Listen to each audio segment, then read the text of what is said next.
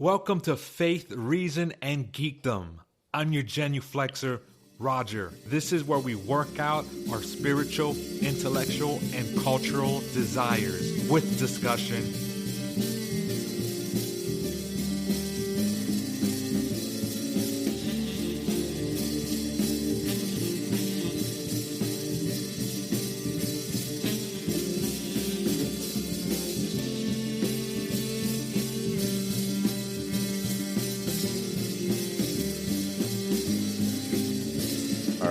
All right. Shalom, bro. Most High in Christ bless.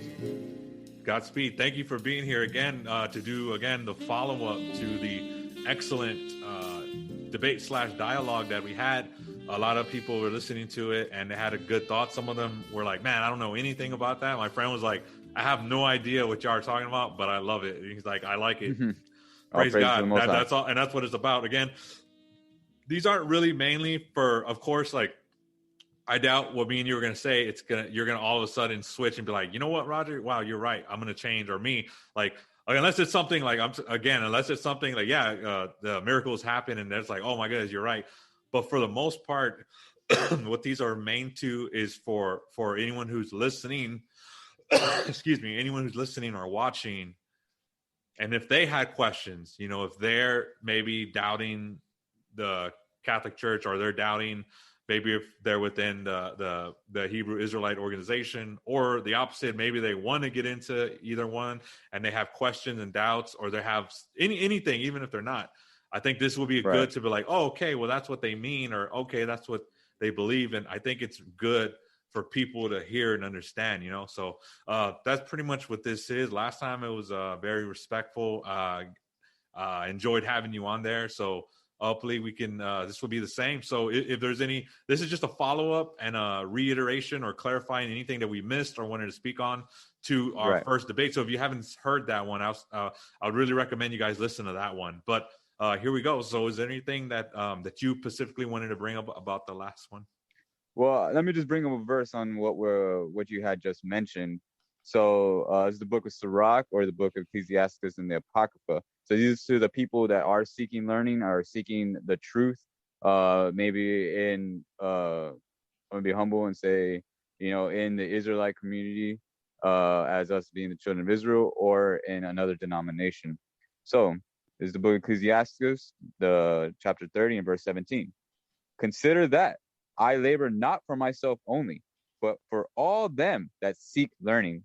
So this is not just for us, just for ourselves, but also for the people that are seeking learning. So what I wanted to clarify was the translation, or the interpretation, and why the scriptures, or why the Bible is only written to the children of Israel, which are the so-called Blacks, Hispanics, and Native Americans. So this is the book of Psalms, chapter 68 and verse 5. 78 and verse 5. For he established a testimony in Jacob, and appointed a law in Israel, which he commanded our fathers, that they should make them known to their children. So the testimony of the Lord, the testimony of the Bible, was only shown to Jacob, the children of Israel. So the thing is, go ahead. Oh, I was going to say, no, and that was from the Sirach, you said? Oh, yeah, that was Sirach, or the book of Ecclesiastes, chapter 33 and verse 17. Okay. And no, I just wanted to say, what you were saying, I would agree with that 100%. But here's where I would make the distinction is again, that's reading from the Old Testament, and this is from the New Testament, from Romans 3, verse 27 through 31 says, then what becomes of boasting? It is excluded. By what law? By that of works? No, by the law of faith. For we hold that a person is justified by faith apart from the works prescribed by the law. Or is God the God of the Jews only? Is he not the God of the Gentiles also? Yes, of Gentiles also. Since God is one, and he will justify the circumcised on the ground of their faith, and the uncircumcised through the same faith. Do Right. we then overthrow the law by this faith? By no means. On the Mm. contrary, we uphold the law. And that's what I was talking about, how I do agree Right. with the law, but this is the new covenant law. Right. Also, Right. go ahead if you want to speak on that verse. Or Okay. Well, that's the thing. Is because let's go to let's stay in the same book. Stay in the same book. Let's go to Romans 9. Go to Romans 9 real quick. So that's the thing, is that the Gentiles, if actually let's get the Zondervan Bible Dictionary as well. So Gentiles is actually speaking to the Israelites that took up the Roman, the Grecian, the Galatian, all these different other countries. These other cities, they took up their customs, right? So these Israelites took up the customs of those nations. That's why they were called Gentiles. Like the way we call ourselves American, but America is a melting pot of different people. But we're all America, right? One nation under God, right? So that's what it's referring to. So let's get in the Zondervan Bible Dictionary, Gentiles, because a lot of people so, will read that and be like, who are they referring to when they said the God of the Gentiles? You're saying it's yeah, they're talking about the Israelites. you're, Right. So why does he use two different? Like that's why Yeah, that's doesn't he? because there's that's what I'm trying to get right here. Oh, hey, I'm working with you. No Check this out. problem. So it's the Zondervan Bible Dictionary, page 195, and that's the first part where it says Gentiles. Usually, it means a non-Israelite people. So it means, and then if you keep reading, under conditions of peace, considerate treatment was accorded Gentiles by the Israelites under the Old Testament law. So it usually means the other nations, but it could sometimes mean Israelite. So that's what it's talking about. So if we read Romans 9 and we go up to verse 24, even us whom he hath called, not of the Jews only, but also of the Gentiles. As he saith also in OC. You know what OC is? What book that is? So this was also said in another book. OC is Hosea. So Hosea, I will call them my people, which are not my people, and her beloved, which are not beloved. And it shall come to pass that in the place where it was said unto them, you are not my people, there shall they be called the children of the living God. So Paul is referencing the book of Hosea. So let's actually get that, because we got to understand that the New Testament is an abbreviation of the Old Testament. So Christ spoke only from the Old Testament because there was no New Testament at that time yet. Yeah. So he wasn't preaching nothing from a New Testament, right? So the book of Hosea, chapter 1 and verse 10. Well, actually start at 9. Then said God, call his name Lo Ami, for ye are not my people, and I will not be your God. Why? Because we were taking up customs of the other nations. Yet the number of the children of Israel shall be as the sand of the sea, which cannot be measured nor numbered. And it shall come to pass that in the place where it was said unto them, ye are not my people, there it shall be said unto them, ye are the sons of the living God. Then shall the children of Judah and the children of Israel be gathered together and appoint themselves one head, and shall come up of the land, and for great shall be the day of Jezreel. So if that's exactly what Paul is saying right there. He's saying the same thing. He's saying that the Judah, which was southern kingdom, and northern kingdom, were gonna come together. So that the northern kingdom, the head of northern kingdom was Ephraim, and he's the one that mingled and mixed among the other nations. So let's so when it's saying Gentiles, even right here in Romans 9, he's quoting Hosea. So why would he say Judah and Israel? But here he says Jews and Gentile. So it's the same thing. It's same exact thing. The thing that kind of like makes me hesitate with that is two different things on the Zondervan too. I'll get to the Zondervan second, but first is The whole Testament, the New Testament doesn't talk about that. It talks about, like, I do believe the Gentiles are going to come in too with the same law that the Hebrews were into, but in the new covenant. Just like, this is a long one, so I don't know if I want to read the whole verse, but Romans 11 through 24, the salvation of the Gentiles. So I so I ask, have you stumbled so as to fall? By no means.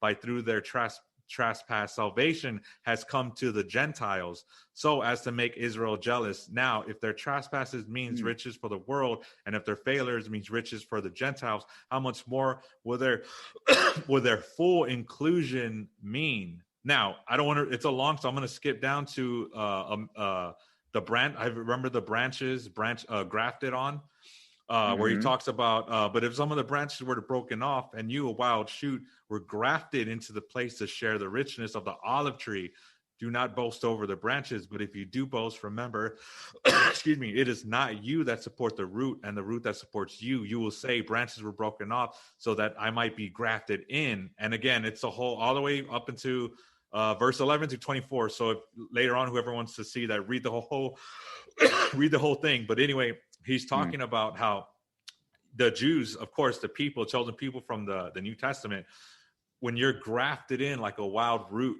grafted in, you know, like that's the Gentiles being grafted in, not Jews, because not the Hebrews, because then why would it need to be grafted in? He's talking about the Gentiles coming in. Also, remember Cornelius, the Roman soldier. And even in, was it First Peter? I think it was. But before I get into First Peter, I kind of want to talk about the Zondervan. Yeah, the Zondervan one. Okay, so the Zondervan, what from what I was investigating about the Zondervan dictionary, authors J. Douglas, does that ring a bell? J. Douglas and Merrill C. Tinnery. Does that ring? I don't know if. Not okay, really. So I'm not gonna lie to you. So I see this one from 2011, but the Zondervan publishers, if it's the same one, established in 1931. Yeah. So the reason I kind of see that, not that you can't read the dictionary or nothing like that, but I would see their authority having like little weight. I would see them as like maybe just some theologians that have opinions that you can take, but to make like doctrine out of it, or to make a whole faith out of it, I'll kind of be shaky by something that was less than 100 years old. Also, and there's one thing I wanted to make, one point again about the King James, because I think when I was listening to it, it made it seem like I was saying that nobody could read the King James 6:11. That's not what I'm saying. It's actually it's a valid translation. What I should have said and what I meant to say, yeah, it's very valid. What I meant to say was why the King James 16:11 only. That's what I meant to say. Not saying that it's a bad translation, but why only? But I know I talked about two things. So if you want to talk about the Zondervan and the King James, kind of both. You're good. I just want to deal with Gentiles. That's what I really want to deal with right now. Okay, because you know that it really. But it does pertain. It does pertain to the Zondervan translation, because if you're saying okay, so that's why I brought up Zondervan. Usually not an Israelite people, right? So sometimes it does mean Israelite. But let's do this real quick. I just want to give you some little more understanding. So this is the book of John, chapter 4 and verse 11. The woman saith unto him, Sir, thou hast nothing to draw with, and the well is deep. From whence hast thou and whence then that hast thou that living water? So this woman is talking to Christ, right? This is the woman, the Samaritan woman, right? Art thou greater than our father Jacob? Who is Samaria? It was a Gentile nation, right? Art thou greater than our father Jacob? So if she was from Samaria, why did she say our father? Our father Jacob. If Christ is from Judah, so he's a Jew. So she's saying our father, a Gentile telling a Jew, our father Jacob, who was Israel, right? Because he got his name changed to Israel in Genesis 32. Yeah. So our father Jacob. So she's saying, when gave us the well and drank thereof himself, and his children and his cattle. So she's talking about her nation and their nation. So the thing is that why would she say our father? If she's a Samaritan, which is a Gentile nation, and Christ being from the tribe of Judah, a Jew, why would she say our father? I don't really see like a disparity in that. I'm not seeing like Watch this. with a point. I get, yeah. If you want to elaborate, or I'm not seeing. Right. Because I'm trying to see if you understand where I'm going with it. Is because there were two Israelites. They were both Israelites. Mhm. They said our father Jacob, so they came from the same seed of Jacob or Israel. So let's go to Isaiah chapter 7, verse 9. And the head of Ephraim is Samaria, and the head of Samaria is Remaliah's son. And if you will not believe, surely you shall not be established. So the thing is that Samaria, Ephraim, which was the king of northern kingdom, Mhm. he was the king of the 10 tribes that separated themselves from southern kingdom, Judah. So there were Oh, okay, it's Israel. so you're saying, Yeah. you're trying to you're trying to say that okay, that Well, the I'm not trying to Gentiles say are not, it's that the the Gentiles Gentile. are not. It's only, you're the Jews, right? You're saying, oh, the Hebrews only, right? Is that what you're saying? No. I'm saying that the Gentile nations that Are that Hebrews? that some of the Israelites that were in Samaria were Israelites. Or okay, They that's were what you're. the Okay, I get what you're saying. right, I still, because she okay, I said get what you're. our father Jacob. Right. Okay, yeah, that's where I get what you're saying about you're making a point is like the Hebrews and the Gentiles are I get what you're saying, but I just, with the whole New Testament, I don't see how that rejects Gentiles and make nations above all. Like I don't see that. I don't think we're gonna. Of course, we're not gonna agree on that. I'm just gonna say I just don't see that. But on the Zondervan part, what about that? Like the Zondervan or the dictionary. Why is that an authority to you? Okay, there you go. Why is that an authority to you? That's a better way to phrase it. The Why is Zondervan. it an authority? Is Yeah. because top scholars, how do I say, they know the actual definition of some of these words or most of these words, actually all these words, because they've studied those languages probably most of their life. You know what I'm saying? So it's the same people that translated this, the KJV. I'm not saying the same exact people, but on Yeah, that because level of understanding. okay. So, Because like, what is a virgin? Like, a virgin to you in the world is a woman uh, that's never been with a man, right? it can mean different things. I get what you're Right. saying. What I'm saying is if it's the same one, it was established in 1931. Why do they have particular scholarship versus 100 years ago versus the apostles versus like any other time? Also on the King James, like you said, yeah, okay. So the King James version, it was what is it? The scholars. It wasn't all over the world. It was 47 47. scholars, 47 scholars in England, and authorized by King James. But why But we not? had people, we had Israelites in England as well, and also King James was a black man. He was from the tribe of Judah. He was an Israelite.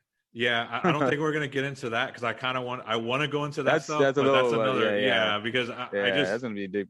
I kind of reject that, but that's another issue. But on the Zondervan and authority, I guess, interpretation or scriptures on the King James, the authority, the King James 1611. So are you saying that you take authority from the Church of England? Because the Church No, of I take England, authority. Okay, go on. okay, because the Church of England is the one that authorized the King James. By King James, he was part of the church, like an Anglican, the Church of England. So, Mm-hmm. like, are you saying that you, or at least take, are you saying you take at least some side with the Church of England? I'll take no side with any church in the world other than the nation of Israel. Okay. I only take from the church, which is the word of God and the people of Israel, the children of Israel. So there is no, because the thing is, okay, I don't know if I you guess I'm ever trying heard to the say rumors why of the King King James, James. That's what I'm saying. because You the get what I'm King saying? Like James is the why? most Because the Anglican accurate Church, English I mean translation. That's what I was gonna say. That's what I was Okay. asking. If you Okay. have a NIV or if you have an ESV or if you have any of those Bibles with you right now, or if you want to look That it is up or true. something. That is true. I'll give you that. The King James in general, because remember there was the mainstream Protestants now, they don't use the 1611. Would you agree? Oh yeah, no, Okay, a yeah, lot they of, don't. actually a lot Yeah, of people don't yeah, a use the lot they don't. 1611. But I will Why? agree with Because you. it says things in the Bible that Well, again, has a truth. It has the truth. well, we agree on that. Me and you, we agree on the 73. But Right. what I'm saying is, yes, the King James is one of the most English translated widely. It is. That's true. I agree with you with that. Hmm. But to me, that doesn't give it the reason of sole translation above all. Like, what about the Bishop's Bible in 1535 by the Oh, reign of yeah. King Henry, or the That's Geneva actually in here as Bible, well.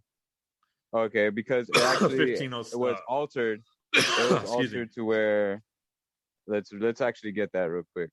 So this is a Bishop's Bible Yeah, the in Bishop's the Bible. Zondervan Bible Dictionary. Mhm. Queen Elizabeth, who succeeded Mary Tudor after the latter 3 years and 9 months reign, Mhm. restored the arrangement of Edward VI. The Great Bible was again placed in every church, and people were encouraged to read the scriptures. The excellence of the Genevan Bible made Yeah, obvious Geneva. the defiance. What did it say? How do you say that? The Differential deficiency. No, the deficiency. deficiencies of the Great Bible, but some of its renderings and marginal notes made it unacceptable to many of the clergy. The Archbishop Parker, aided by 8 bishops and some other scholars, therefore made a revision of the Great Bible, which was completed and published in 1568. And Yeah. it came to be known as the Bishop's Bible. It was Mhm. again considered considerable circulation, but the Genevan Bible was far more popular Yeah, and was Switzerland. used more widely. Well, so the thing is that there were still a lot of things that were Excuse me. unacceptable in the Mhm. Bible. Sure, I But could the see that. Yeah, but what so I'm in the trying to case, go go ahead. ahead. Go ahead. Okay, what I was trying to say is I would agree again that the King James 1611, the translation, like it's a very valid a Bible. I'm not saying like if the Bishop's Bible could have improved. What I am saying is that they have the Dewey Rames Bible, the Tinsdale. Like there's a bunch of different English ones. Why the King James when King James was head of the Church of England, the Anglican Church? Like in history, I know of Right. no historian that says that the King James was not the head of the Church of England, and the Church of England gave a authorization for the King James 1611. So, and again, a lot of Protestants don't even the Church of England doesn't hold fast to the 1611. So why Right. would You know why? yeah, that's why. Why? Because they know that the truth is that the children of Israel, uh, the Bible is only written for the children of Israel, and they don't want to accept that. In the Vatican Church, the Catholics, Mhm. they have a image of Virgin Mary and baby Christ, but they're so-called black. But why don't they show that to The the Black world? Madonna. There's like the Filipino Jesus. There's the Black Madonna. And again, I have Right. no problem with cultures taking an image, and just like when the Virgen of Guadalupe, when she showed appearance to in Mexico, she appeared as like a Hispanic woman. When she goes like in Africa or other places, like have like the Black Madonna, they have Middle Eastern, and like I have no problem with different not descriptions but different appearances. Profiles. Yeah, that's okay. Or different, not pro. No, I can't find the word, but let's say appearances. Yeah. That's similar to what I wanted to say. Different appearances. I'm fine with that. I don't see no problem with that unless it says no. Jesus or Mary can only be an Asian or only be this, and you can't even do that. That's different, which I don't. Right. But again, I don't see no problem with that. But again, on the King James being black, that's I disagree. I don't see anything in history that says. Boy, actually, he really was. He really was. But wasn't The he thing from is that Scottish or he something? was yeah, because Scottish. we had Scottish, yeah, Israelites are scattered in Scotland as Okay, well. We were but scattered across the yeah, four corners of the earth. we won't really get into that. But I will Right. say Yeah. about your what you said about that's like kind of Gnostic, kind of to me. It kind of sounds like Gnosticism is like the hidden What is message. Gnosticism? The Sorry. Gnostics in during the day, like after a century or two, even after Jesus, when the Christians were around, they had like the gospel of, what is it? The gospel of Mary, or the gospel The of Gospel of Mary Magdalene and yeah. Thomas. Okay. But Yeah, what, yeah. See, but but those are not really canonical though. no, They're they're actually not. pseudo canonical. Yeah. They're They're like not, they weren't made even, up. yeah, they weren't even, the church never even considered them at all. No. But what I'm saying Yeah, is yeah, they're there made was up. what I was saying is they were I like, actually have that book. this is the, this is the truth. Like that, they were kind of like, this is the truth. This is the real gospel. This is hidden. You need to read that. That's what I'm saying. It's like the guy that I had the last discussion with, I said something similar when he was said, you just got to read the Bible and if you just trust and read the Bible with faith, it'll come to you. And I said, what about Joseph Smith? What about the Book of Mormon? A lot of Mormons, they get real emotional and they say, man, just give it a shot. Read the Book of Mormon and the truth will really, the Jehovah's Witnesses say the same. So what Jehovah's Witness, their Bible is actually altered. The Jehovah's Witness use an NIV. It's one of the most horribly edited, translated. Yeah. and Of they all take time. from it. Because look, check this out. That's Matthew true. 15:24, Matthew chapter 15, verse 24. It says what? It says, I am not sent but unto the lost sheep of the house of Israel. Mm-hmm. In the NIV, it says that. But then if you go to Matthew 18 and verse 11, and the NIV, it's not there. Yeah, and then they said the word was in God, and because in the NIV or in the KJV and some other translations, they will give you some of the truth, but they still alter it. But in Matthew 18 verse 11, it says that I am not sent, but only to which was lost. Yeah. So Christ only came for the Israelites, but a lot of these other versions of the Bible take that out, as well as that if you read Jeremiah 14:2, it says that I am black, right? But in the NIV, it doesn't say black at all. If you read multiple parts where it gives a color of the people, who are so-called black people. Okay. Well, they won't. Yeah, I want to wrap up the Zondervan and King James 11 talk a little bit. But I just wanted to say this before we wrap up that section. That way we can move on to the other stuff.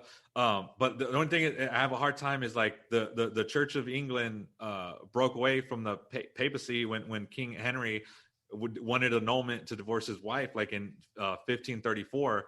And then the Church of England, and you have in a broader sense Anglicanism, but the Church of England, who was the head, was King James, backed by the Church of England, authorized the 1611. I just don't see. Do you deny that the Church of England was backing King James? That's what I guess. Do you deny that, or is that true? Or?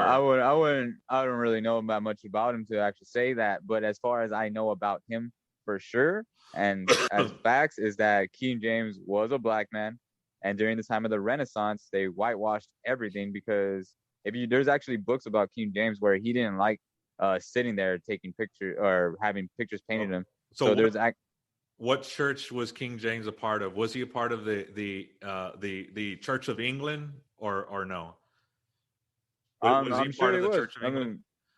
I'm sure he was. However, there's a lot of things that come up about King James, like how he was a homosexual, he was a pedophile, bestiality, all these things. Why is there so much slander against him? Because if he was actually for those things, if King James was a homosexual and was a child molester or whatever, why is the scriptures against all that? Yeah. If he was for it, wouldn't he want to put that in there? Yeah. Okay. So that's the only simple as hell sometimes. No problem. I just wanted to wrap up the King James translation, Zondervan. Now let's go back to the issue about so that I'm not saying we're done. Yeah. That's I want to go back to because the Mosaic, because in Hebrews, in Hebrews 7, in Hebrews chapter 7, 11 through 14, it says, now, if perfection has been attainable through the Levitical priesthood, under it the people received the law, what further need would there have been for another priest to arise from the order of Melchizedek, rather than named after the order of Aaron? For when there is a change in the priesthood, there is a necessary change in the law as well. For the one whom these things have spoken belonged to another tribe, from which no one has ever served at the altar. For it is evident that our Lord was descended from Judah, and in connection with the tribe of 2 and Moses, 2 and 16. said Yep. nothing about priests. Now, but where me and you would disagree with is, what does that law mean? And to me, why would Jesus come? Like, Because to he. have a new. Oh, sorry. Thank you. Why would Jesus come if he didn't have a new law? Again, a new law will be written on your heart.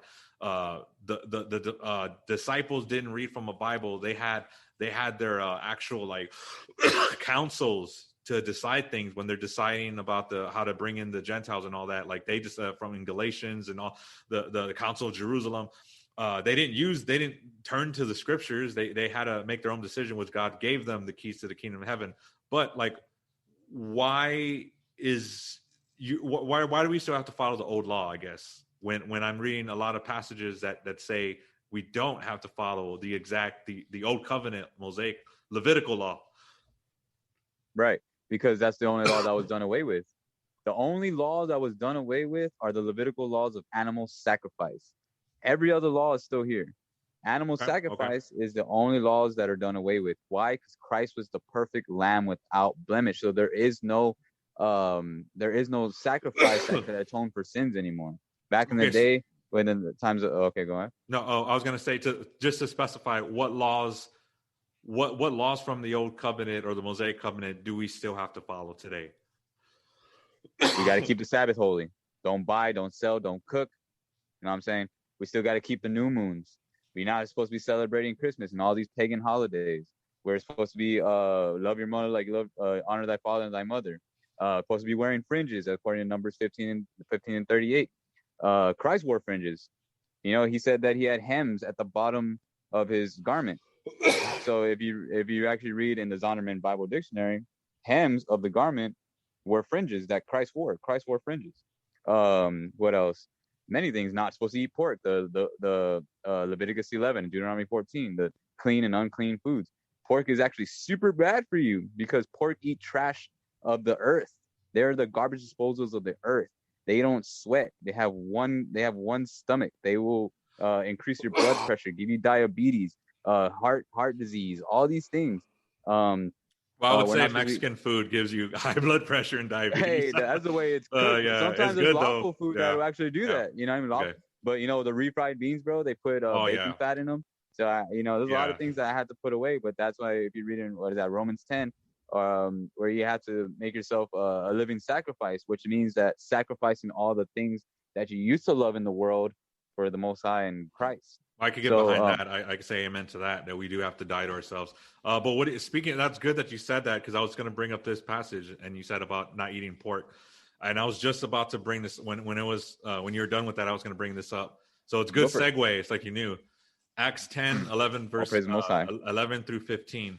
He saw the heaven open and something like a large sheet coming down, being lowered to the ground by its four corners. In it were all kinds of 4-footed creatures and reptiles and birds of the air. Then he heard a voice saying, "Get up, Peter, kill and eat." But Peter said, "By no means, Lord, for I have never eaten anything that is profane or unclean." The voice said to him again a second time, "What God has made clean, you must not call profane." And then in Matthew 15, 1 through 20, when the Pharisees and scribes came to Jesus, they said, "Why do your disciples transgress the tradition of the elders? For they do not wash their hands when they eat." Also, fast forward, because it's a long verse. That's a law too. Fast forward, the things that defile, when Jesus is talking about it's not what comes into a man's that stomach that defiles, but what comes out. So those two verses to say, I don't see the prohibition of the eating of the pork. I'll show you why. Because you think Paul was talking about actual animals, but he wasn't. He was talking about the beast of the land. Because when you said the wild branch, right? The wild branch is talking about the Gentiles, as in, which is talking about the Israelites that took up the customs of the other nations. So that's good that we're going back in the circle. Yeah. Because right this is the book of Ecclesiastes, chapter 3 and verse 18. I said in my heart concerning the estate of the sons of men, that God might manifest them, and they that might see that they themselves are beasts. So that's what Paul's referring to. He's referring to those animals as the Israelites that are called Gentiles because they're wild. They're the wild branch. They're the wild beast of the land. They don't know. They don't have no knowledge of Oh, God. excuse me. So if we keep reading, for that which befalleth the sons of men, so the way that men are gonna fall, or the sons of men are gonna fall, befalleth beasts. So we're gonna fall the same way. Even one that befalleth them, even the one thing that befalleth them. So we're gonna fall like the way the beast fall and anything else falls. That's how we were gonna fall. As the one, as the one dieth, so dieth the other. So we're gonna die like beasts as well. Yea, they have all one breath, so that a man hath no preeminence above a beast. So we're all right, for all is vanity. So we're gonna be just like the beast. We're just gonna be like the beast. So that's what Paul's referring to. He's talking about the Israelites that took up those Gentile nations. That's why he was saying that. That's what it's talking about. Okay. Well, in church history, do we see Christians subscribing to some of the Mosaic customs, like you said, the hymning and the non-eating pork? Because in the early church or the early church fathers, the apostolic age and the early church age of the further centuries, like in the book of the Didache or any other early other than the New Testament, we don't really see anything like that. Like Bart Ehrman, who is a New Testament scholar, Rodney Stark writes a lot of books about this.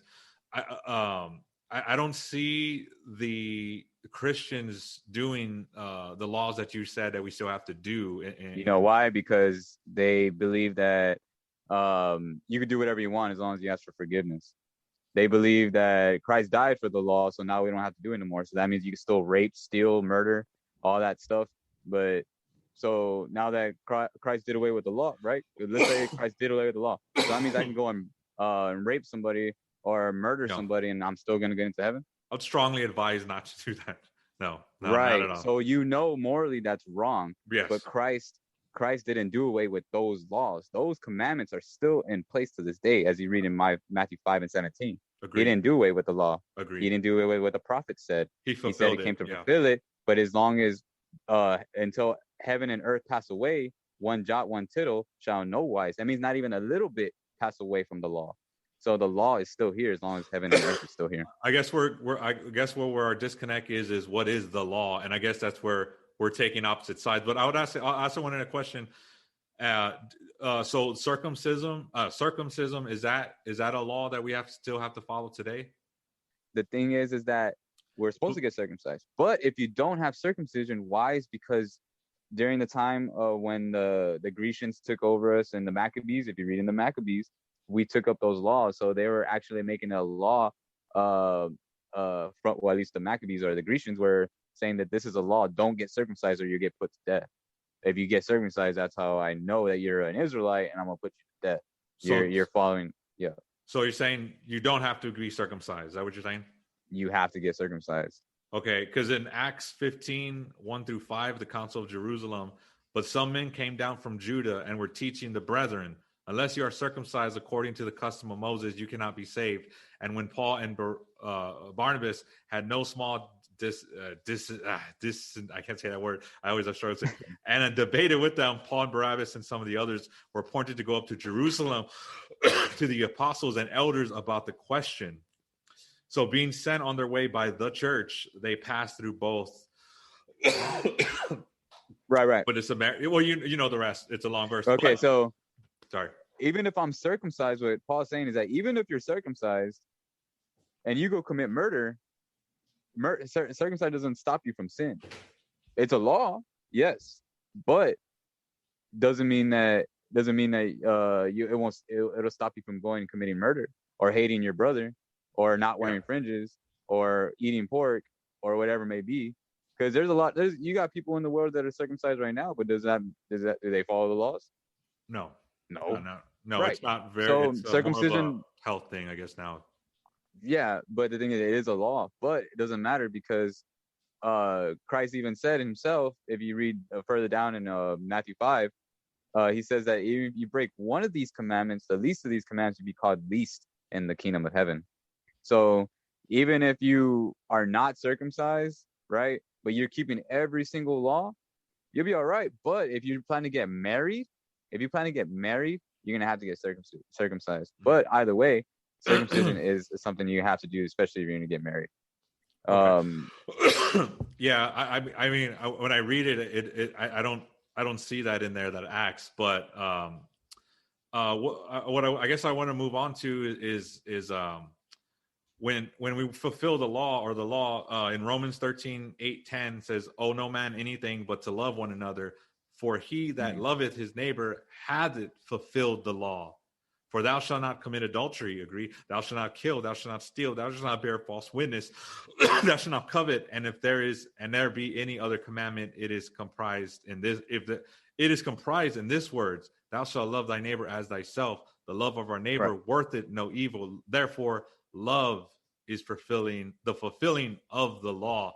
And I do see where there's a disconnect, where if we're supposed to love like that, why are we excluding Asian Americans, Anglo Because that's Moab. Americans, Anglo Americans, like any other, That's like, Esau. other than Hebrews? Well, because what is love I mean, according to God? I do agree with you with this. Today, love is twisted, and it doesn't mean what you think it means. I agree with you on that. I'm always telling people is like when people say love is love, like that, what does that mean? Like that doesn't mean nothing. What is love is to will the good of another, as Saint Thomas Aquinas would say. I agree with that. That is true. But like what I said is like, to love is fulfillment of the law. When Jesus, remember when the when he came to Jesus, he's like, "What do I have to do? I do this, I follow this, I do everything." And then that's what but see, it's because Jesus knew what was in his heart. He goes, "Sell everything." And Jesus doesn't mean that, he's not saying everybody has to sell everything. He's not saying that. No, but he knew that he was holding on to that worldly, like he knew, but again, he was following money. He was coveting. Yes, because he was loved, but Jesus knew, and he did everything else. Right. And then also when Jesus says, "What is the greatest of commandment?" He says, "Love your God with all your heart and love the other." Those are the two main ones. And it's not like, okay, those two and ignore any. I'm not saying that, but those two, that comprises of the new fulfillment law. Well, because those, because those two commandments are basically an umbrella to the rest, all the commandments. So loving God with all your heart, mind, and soul, obey him, goes with the first four, right? Thou shalt not have any other gods. Why? Because you love God. If you thou shalt not make any graven images, because you love God. Thou shalt not take his name in vain. That because you love God. Thou shalt keep the Sabbath holy, because you love God. Then the second one, which is love thy neighbor like you love thyself, goes and comprises the other ones, which is thou shalt not or thou shalt honor thy mother, thy father. Thou shalt not steal. Thou shalt not commit adultery. Thou shalt not kill. Thou shalt not bear false witness, and thou shalt not covet. So those commandments, those two commandments are an umbrella to those. But if you love God with all your heart, you would keep all his commandments. So that's the thing. So to love God, let's go to the book of 1 John chapter 5 and verse 3.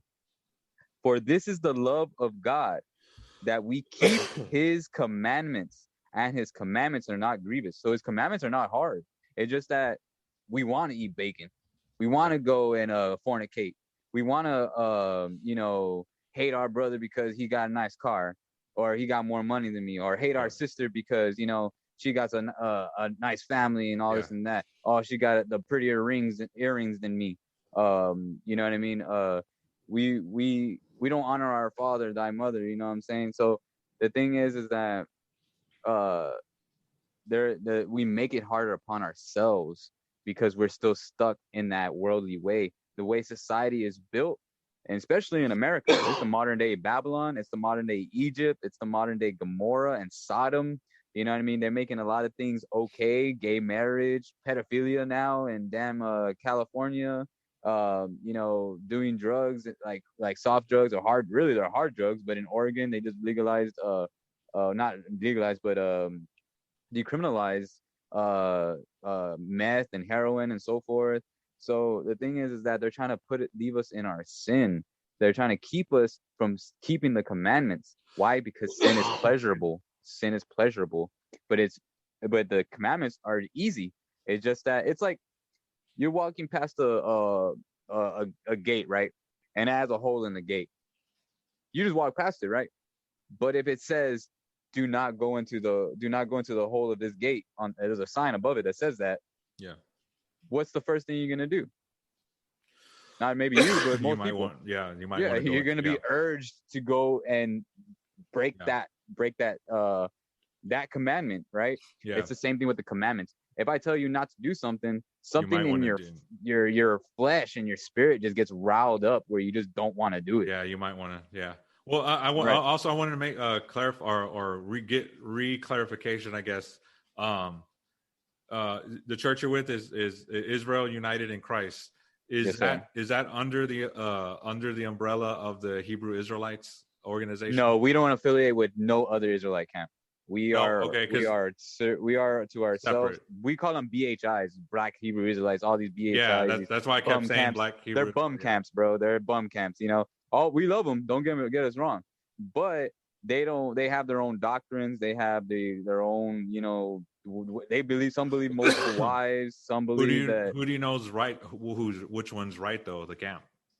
Like, how do you because discern we that? go by thus saith the Lord, and then as well as that our bishops and deacons, they've been in this truth for 30 plus years. Do they So have? they've learned this Bible. Where's that? Do they have apostolic succession, or do you I believe in looked into apostolic that. succession? I looked into that. Yeah. I don't really believe it. Why? Because during the time of the Renaissance, a lot of things got whitewashed. You know what I mean? A lot of people became successors to a lot of things that shouldn't have been the successors to those things. So that's the reason why if you see, like, if you look at history or even our own history, right? Us as Hispanics, we only know about our destruction. We don't know about how we used to be. We don't know about the truth of the Aztecs. All we know is that we were savages. We used to do sacrifice people, rip people's hearts open. You know what I mean? Or rip people's chests and take their hearts and sacrifice to gods and all that. That's biblical because that said that if we broke the laws, that we would start serving other gods. But we don't know anything further than that. We just know that Hernan Cortez, I remember this from school. Hernan Cortez came over here and destroyed our people. We know about Columbus coming over here, destroying our people. We know about the French and Indian War. Why? Because the French destroyed the Native Americans. We know more about our destruction than we know about our actual history. So the thing is that if you look into Europe's history, there was a time called the Dark Ages. It's not because it was a dark time. It's because the so-called blacks were in rulership. They're in rulership for over 1,000 years. So that's why King James also was a black man during that time of that rulership. Yeah, that might be a different episode Cornelius. about the historicity. Right. But let's go back to yeah. apostolic succession. The early church shows apostolic succession. Jesus did establish the church. Where is that church? Where is it in the first century, the third century, the fourth, all the way up until now? 21st, 22nd. I just have a hard time.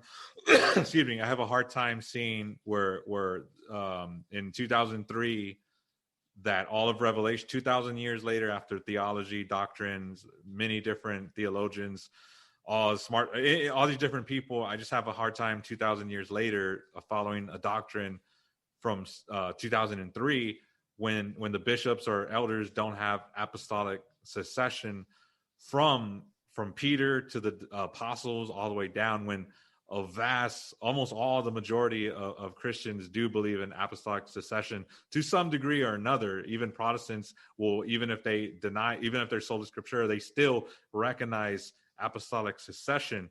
So what happened until 2003? Well, what happened in 2003 is that the Spirit of Christ was poured upon a certain person, and that person started truly learning the truth, and it grew from there. Because it didn't just happen overnight. It took years. But 2,000 years from. Do you see how somebody could be shaky? Like, be like, I don't know if I want to base. Hey, check this out.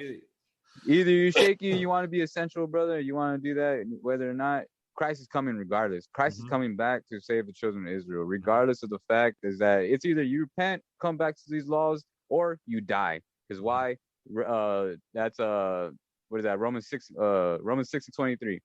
The wages of sin is death.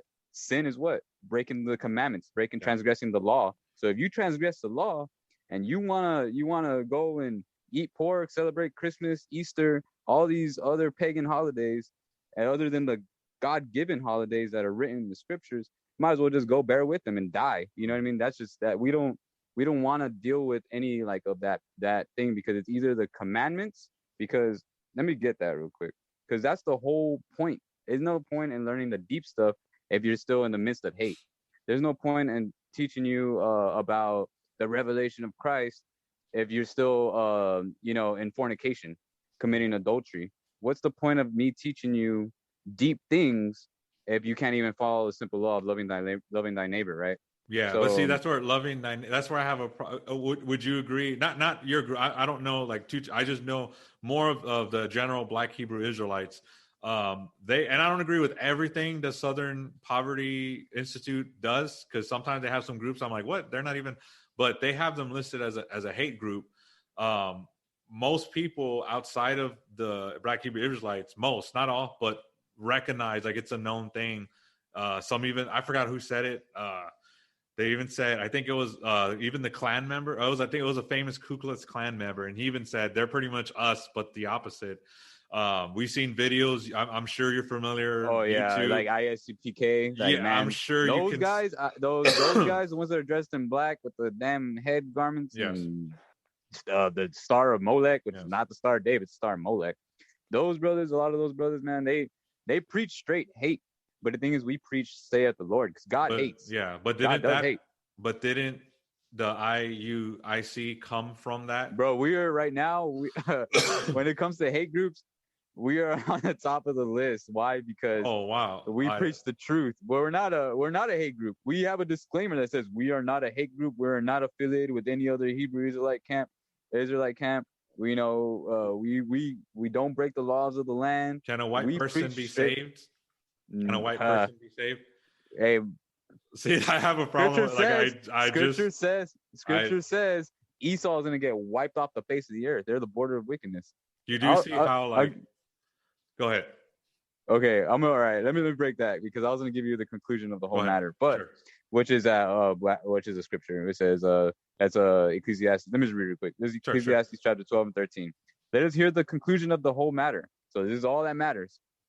Fear God and keep his commandments, for this is the whole duty of man. So the whole duty of man is to keep the commandments and fear God. So anyways, Amen. back to what you were saying. Well, we're gonna start wrapping up, but let me I'll say my point, and I'll let you have the last word, brother. So you'll have the last word, and we'll end it, because we could go on forever. I do want to say while we're wrapping up, I do appreciate you coming on. I thank you. Not everyone is willing to do this, so thank you for doing that. At least appreciate it a lot. Okay. So I just want to say this, yeah, and you get the last word. I just do see the problems with loving and excluding like a lot of people for just purely of the color of their skin. I do have a problem with some of the rhetoric that a lot of people could see as hateful. I do see that King James 1611 is valid, but it should not be the only translation, especially from the Church of England. I see a lot of history that shows otherwise, and a lot of theologians see otherwise. 2,000 years of theology, philosophy, apostolic succession. It's hard to me to flash forward 2,000 years later and take that up. We're going to disagree. I think God did come for everyone, and Gentiles of all people, not just the Israelites. Again, grafted Israelite is chosen people, but then the Israelites, chosen people. And so you're almost getting me. See, because I was going to say the Israelites, the Gentiles, non-Christian. You always got me. See, maybe you get to me. And non-Hebrews grafted in together as one from the same root. That's all I'm saying. I'll let you have the last word, brother. Okay. Well, all praise the Most High. I see where you're coming from, but at the end of the day, let God be true, every man a liar. Amen. So you're saying that if other nations could be grafted in, no, but they're not gonna some of them will all be destroyed, because at the end of the day, just because you're Israel doesn't mean you have a VIP pass to the kingdom. 2/3 of Israel getting killed off. Our people are more wicked to each other than any other nation. You know, we kill each other more in the streets than anybody. We got gang banging, you know, got dope dealing, all that stuff. But as for the other nations, this is their only chance of not getting destroyed. So we're going to go to Isaiah chapter 14 and verse 1. For the Lord will have mercy on Jacob and will yet choose Israel, set them in their own land. And the strangers, other nations, shall be joined with them, and they shall cleave to the house of Jacob. So this is a prophecy. So they're going to cleave unto us, right? And the people shall take them and bring them to their place. So we're going to take them. That's possessive. And the house of Israel shall possess them in the land of the Lord for servants and handmaids, and they shall take them captives whose captives they were, and they shall rule over their oppressors. So we're going to be ruling over those people who are oppressing us. The so-called white man, so-called Asians, all these people, they're going to have to cleave onto us because we are the chosen people that are saved. And then one last one. Sure. One last one. And end it here to show you who the kingdom's for. Book of Revelation, chapter 21 and verse 12. And had a wall great and high, and had 12 gates. And at the gates were 12 angels, and the names written thereon. So there was this big old wall in the kingdom, and it had 12 gates, and there was 12 angels, and there was names written on each gate, which are the names of the 12 tribes of the children of Israel. So heaven's only for the Israelites. But if you are another nation and you want to have some sort of mercy, you got to start keeping the commandments as well, because at the end of the day, everyone's going to keep the commandments, no matter what nation you are.